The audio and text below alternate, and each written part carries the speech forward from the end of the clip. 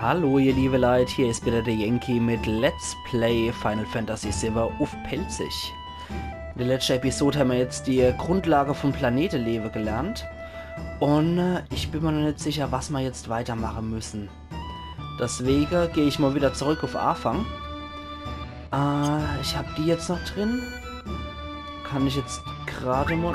Warum kann ich das dann nie verwenden? Ohne Witz. Ja, okay, das Turtles Paradise will ich aber nicht rein. Ich mag hier nochmal gucken.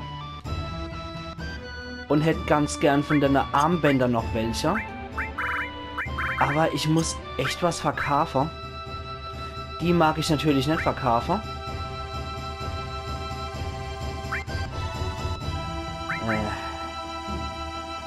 Sieht's mit dem aus? Das kann ich auch nicht.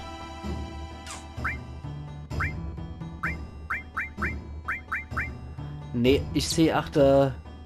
Achso, die Preise richten sich immer noch der AP, okay? Da wäre das ein bisschen was wert, aber nicht so viel. Das wäre ein bisschen mehr wert. Aber das lassen wir jetzt mal schön sein. Ich will mal teure Materie nicht verkaufen, das machen wir nicht so ein Quatsch. Dann verkaufen wir lieber sowas. Und der Suppendieb, den können wir auch noch verkaufen.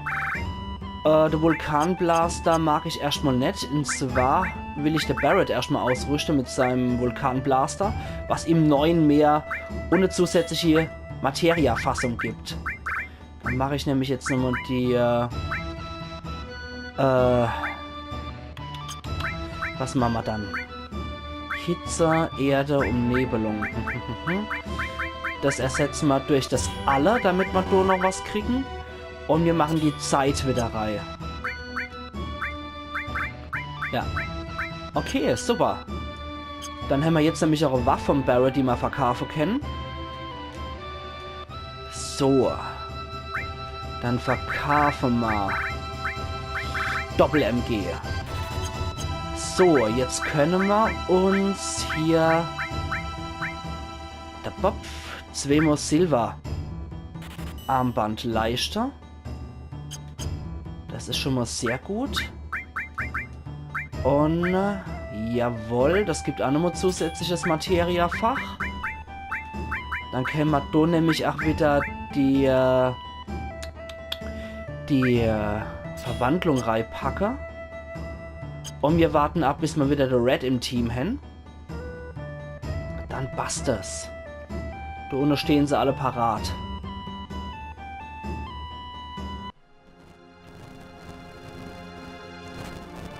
An der Kosmoflamme. Wir setzen uns mal zu. Cosmo Canyon, hier ist der Chorus geboren worden. Ich hab's meine Leid versprochen, dass wir irgendwann, wenn wir den Planet vor der Annelien gerettet, noch Cosmo Canyon gehen und feiern. Biggs, Wedge, Jesse. Jetzt sind sie alle tot vor der Planet gestorben. Wirklich, um den Planet zu retten? Wir alle hassen die Annelien. Habe ich eigentlich das Recht, einfach weiterzuleben, wenn sie mal je vergeben können? Jetzt in dem Moment weiß ich wirklich nicht, aber eins weiß ich. Wenn ich etwas machen kann, um den Planet zu retten oder die Leute, die drauf leben, dann wär ich's mache. Es ist mir grad Schnurz, ob's da Gerechtigkeit aus Rache oder warum auch immer ist. Es ist egal, das sollen die selber entscheiden. Ja, ich mach's. Wieder, der Chorus ist wiedergeboren. Wie viel Jahr ist das her? Ach Gott, das weckt Erinnerungen. Ich habe viel gelernt. Die Alte hat mir viel beigebracht über die Cetra und das verheißene Land. Ich bin allein. Jetzt bin ich ganz allein. Aber wir sind für dich da, okay? Ich weiß, aber ich bin die einzige Cetra. Heißt das, wir können da nicht helfen? Okay, die Erkenntnis ist natürlich bitter. Red sagt nichts. In die Tiefe. Wolk, Freudefeuer sind eine komische Sache, ne? Sie erinnern dich an alles Mögliche. Ich weiß, du weißt Wolk vor 5 Jahren. Ach, nix. Nee, vergiss es. Ich trau mich nicht zu frochen. Was ist los? Mir scheint, als ob du ganz weit weg gehst. Du bist wirklich du selber, oder? Okay, der babbelt da wieder nur das Gleiche und der Red. Vor langer Zeit war ich noch ganz klar. Wir sind alle um die Flammen rumgestanden. Vergiss es. Was ist passiert? Es geht um meine Ältere. Wenn ich um meine Mama spreche, bin ich voller Stolz und Fried. Und das ist okay. Aber wenn ich an meinen Papa denke, bin ich voller Zorn. Du kannst deinem Papa nicht einfach vergeben? Natürlich, er hat meine Mama tot liegen lassen. Als die Gie angegriffen haben, ist er weggerannt. Weg von meiner Mama und der Bewohner vom Canyon. Komm, Nanaki, hier gibt's etwas, was du sehen sollst. Hä? Es könnte gefährlich werden. Volk, willst du und der Begleiter nicht mitkommen? Und jetzt haben wir wieder unser Aldi-Gruppe. Das heißt, ich kann ihn auch mit dem Silber-Amulett ausstatten. Und wir können Versiegelung dazu holen. Und ich steht Sache, die Analyse hier ist ein bisschen weiter. Die können wir auch mitnehmen. So, okay. Da habe ich jetzt die Leute wieder um mich geschart. Und dann wieder der ganze Weg noch oben hoch. Fahren wir das aber machen. Die Sache mir speichern noch einmal.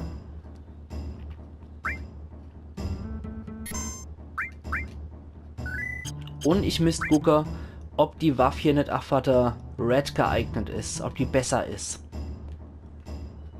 So, dann müssen wir nämlich mal gucken. Die Silberspang tatsächlich, die bringt ein bisschen mehr. Die ich nämlich sage. Wir müssen noch ein paar Sachen verkaufen.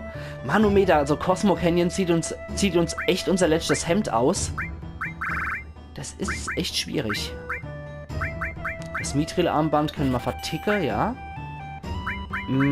Das bringt nix.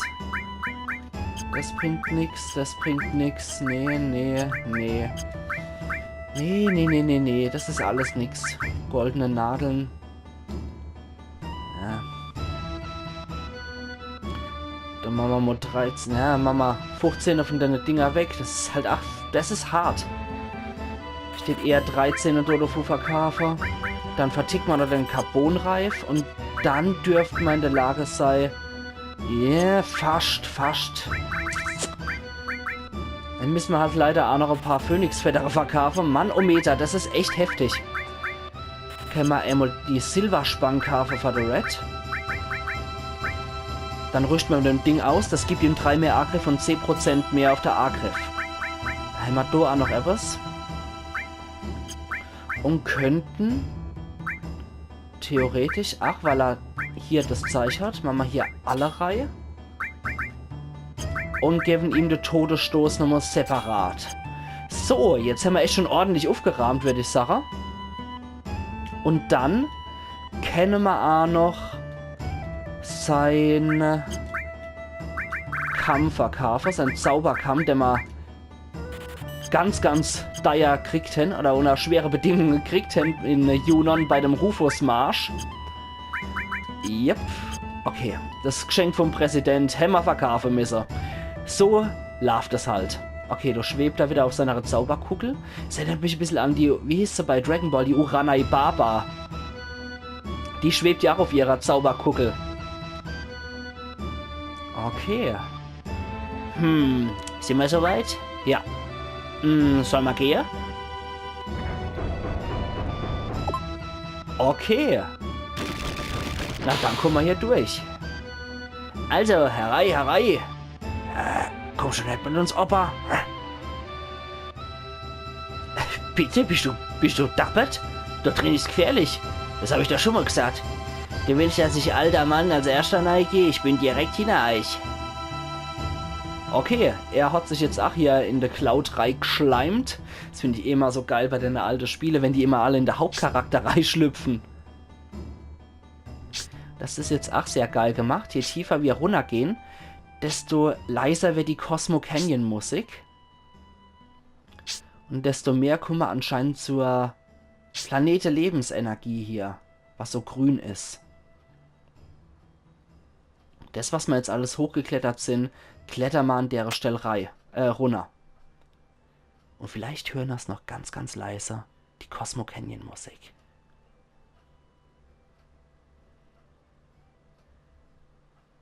Und jetzt sind wir in einem Höhlesystem gelandet.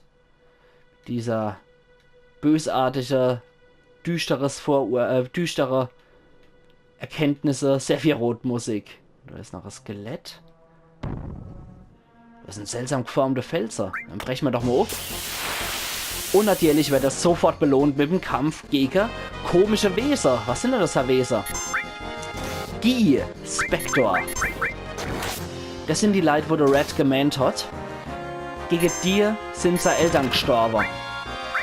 Klingenstrahl, unser erste Limit-Attacke auf Level 2, die wenden wir doch sofort mal an. Und zack. Nicht schlecht, Herr Specht. Und es trifft noch der andere. Und ihr seht die neue Waffe. Also beim Red sieht man es leider nie, die neue Waffe, aber beim Cloud und beim Barret könnt ihr das deutlich sehen. Und alle hat ein Level kriegt, die Materia. Sehr schön. Okay. Was ist hier drin im Tunnel? Ei, seltsamer geformter Felsen. Aufbrecher. Natürlich. Wir knacken hier alles, was geht. Und es sind wieder die Gie drin. Und wisst ihr was? Ihr wischte Gie, ihr kriegen hier was auf der Wäsching. Oh, das mal gehen sie alle richtig auf der Cloud drauf. Wenn sie nicht sterben, dann heilen wir uns. Uns Höllefeuer bricht über euch los.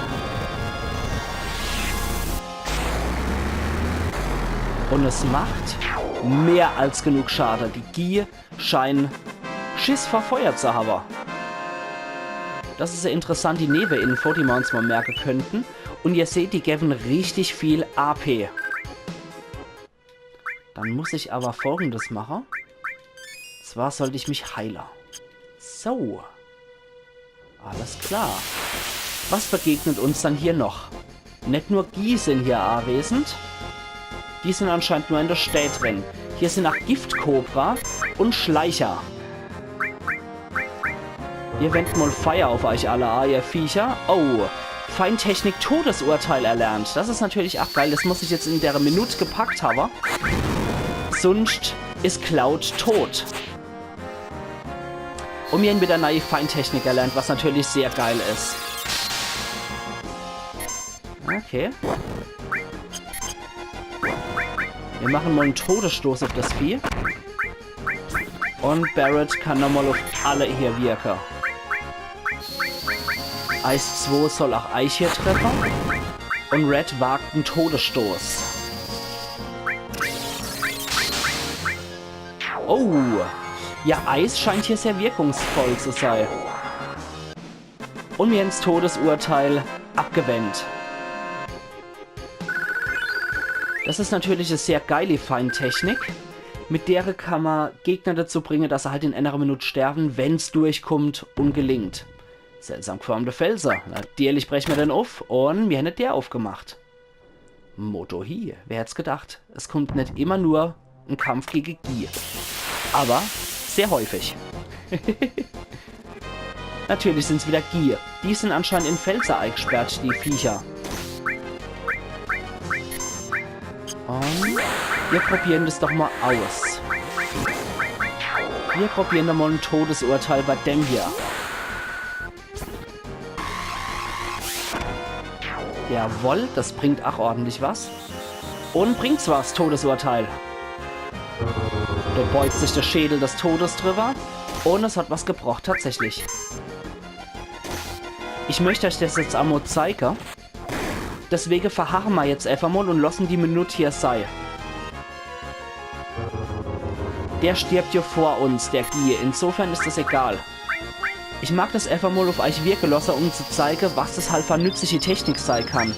Die anderen Leute, die können sich dann halt wirklich um andere Gegner kümmern, während Anna sowieso in einer Minute tot ist. Das ist extrem geil, die Technik. Wir rauben den mal aus. Und er hat nichts dabei. Okay, er hat nämlich so lang.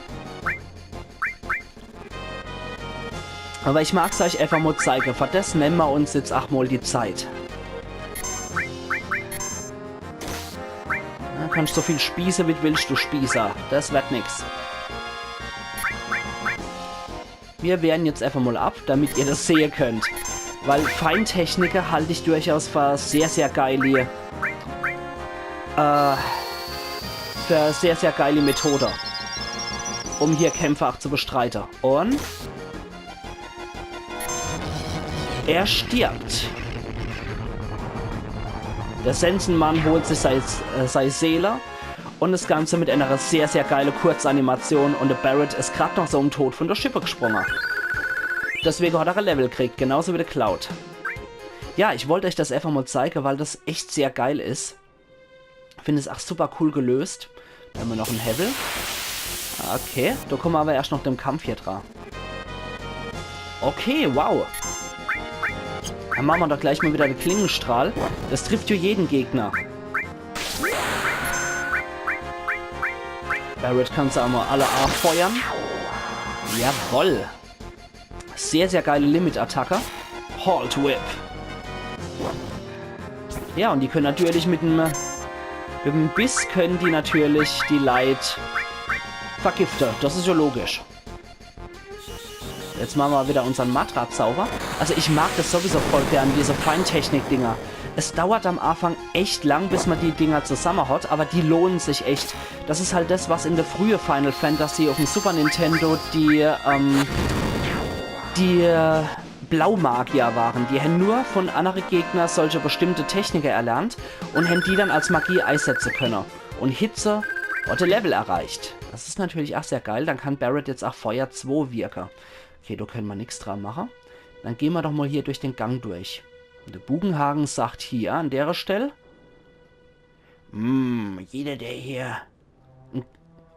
Jeder ist hier ein Geist von der Gie-Stämme in einer bestimmten Schlacht getötet worden. Bestimmte Schlacht? Die rachsüchtige Seele von der Gie sind nicht verschwunden und können nicht zum Lebensstrom zurückkehren. Wir müssen noch weit gehen. So. Dann machen wir das doch. Aha, da ist eine Truhe. Und ich will natürlich zu der Materie aus dem Vorgebiet gehen. Ihr seid gegen Eis ziemlich schwach. Deswegen machen wir doch hier gleich einmal die Shiva auf euch. Aha, du kannst auch Todesurteil. So. Ist das also so? Aber ich glaube, das dürfte dir auf Endstreich killen, weil die haben sich als sehr empfindlich gegenüber Eis gezeigt, die Kreaturen. Und der Diamantstrahl trifft sie all miteinander, vereist sie und sie erleiden ordentlich Schaden, aber sterben nicht. Okay, wow. Das hat's nicht so gebraucht, schade eigentlich. Dann attackieren wir die Viecher doch einfach mal so. Aber erstmal wird geheilt. Also nicht geheult, sondern geheilt. Und ja. Jetzt dürfte es ein Kinderspiel sein. Und der Red dürfte bei seiner Limit-Attacke sein, genau. Ich bin ja mal gespannt, wann die ihre nächste Limit-Attacke kriegen. Wird sicher auch sehr geil. Schokomorg ist ein Level aufgestiegen. Sehr, sehr cool. Und ich glaube, beim Barret war auch noch was gestanden. Wenn man von Devil Red war, glaube ich. Granate, oder? Jawohl! Barret hat Granato Stufe 2. Wir haben jetzt sein Limit geändert. Damit ist er jetzt leider wieder ganz ohne. Aber, wuppala! Das hat einige Schade gerissen. Wir sind durch volle Karacherei und sind kurz vor Tod. Nicht so gut, das Ganze. Wirklich nicht gut. Okay, aber da müssen wir entlang. Weil hier kommen wir zu der Materie und zwar Zusatzwirkung. Was ist das? Was macht Zusatzwirkung? Was ist hier? Zusatzwirkung. Wie machen wir das jetzt? Ich mag das ausprobieren. Ich mag das definitiv ausprobieren. Ich will Okay, Hitze ist natürlich... Hier ist noch was gekoppelt. Zusatzwirkung. Machen wir doch mal... das ist jetzt etwas kompliziert, aber du müsstest ja andere Materie rausnehmen. Das behalten wir jetzt erstmal im Hinterkopf. Und ich würde sagen, an der Stelle mache ich auch hier gleich wieder einen Cut, ihr liebe Leid. Huch. Können wir dann do nicht. Aha, doch. Huch, ich habe irgendwas gedrückt. Es war L3 habe ich gedrückt. Das war nicht so gut. Ich will... Na. Okay, wir können jetzt nur do lang. Und springen können wir do aber auch nicht. Ich schalte gerade mal die Zusatzkämpfe aus, bis ich do der richtige Weg gefunden habe. Muss ich anscheinend wieder dort rum. Und dort vielleicht runter? Oder wie läuft das? Können wir do runterhupsen? Nee. Ich muss gerade nochmal den richtigen Weg finden. Dann mache ich nämlich den noch einen Cut. Nee, da geht's nicht. Okay, und wenn ich so langsam hier gehe. Nee, durch die Pfütz, durch die Pitch kann man nicht durchrennen. Es geht nur entweder hier oder auf der anderen Seite. Sehr suspekt. Und auf der Seite können wir nichts drehen oder so. Nee. Es muss ja irgendwo hier was sein. Ne. Das ist schon ein bisschen komisch gerade. Ich probiere es auf der anderen Seite zu reißen nochmal. Eventuell können wir ja doch nochmal irgendwo runterspringen oder so. Nee, ach nix. Sehr suspekt. Ist auch etwas länger her, wie gesagt, dass ich das gespielt habe. Also ich habe wirklich nicht mehr jedes Gebiet im Kopf. Wie schaut es dann hier aus, wenn wir ganz langsam gehen? Aha, wenn wir ganz, ganz langsam gehen, dann kommen wir auch durch die Ölpitch ohne Probleme. Alles klar. Ja gut. Dann würde ich sagen, ich gehe an der Stelle runter. Ich hole hier nochmal das Zeichen, was drin ist. Schwarzes Megafon. Das ist natürlich wieder für der Kite Sith gedacht. Und dann hole ich hier noch was zu holen gibt. Und zwar Äther, was sehr gut ist. Das können wir jetzt nämlich echt gebrauchen. Wir verwenden sehr viel Magie. Und würde sagen, ihr liebe Leute, ich mache an der Stelle wieder einen Cut. Und wir sehen uns morgen zur Let's Play Final Fantasy VII auf Pelzig. Machen's gut bis dahin. Euer Yankee.